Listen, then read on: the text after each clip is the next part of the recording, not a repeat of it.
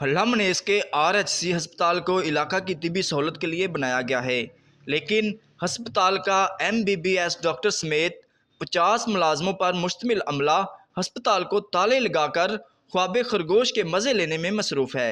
कोई इनको पूछने वाला नहीं। एमरजेंसी की सूरत में अगर डॉक्टर ना मिलें तो मरीज कहाँ जाएं? मैं अभी हॉस्पिटल में आया हूँ। इधर ना कोई डॉक्टर है, कोई भी डॉक्टर अपनी ड्यूटी करने को तैयार नहीं है, कोई मौजूद भी नहीं है। मैं तो एक आम ही मुझे समझ लें, क्योंकि ये हर एक को आम ही समझते हैं। मैं कमेटी का चेयरमैन होकर खुद इधर जलील और आधे घंटे से कोई पूछताछ नहीं है। आम पब्लिक का क्या हाल होगा जो सुबह से इधर जलीलो ख्वार हो रहे हैं। मेरी रिक्वेस्ट है कि ये हॉस्पिटल बंद किया जाए। इधर कोई जरूरत नहीं है डॉक्टरों की और ना कोई हॉस्पिटल की। अहले इलाका का कहना है कि इस अस्पताल को बंद किया जाए।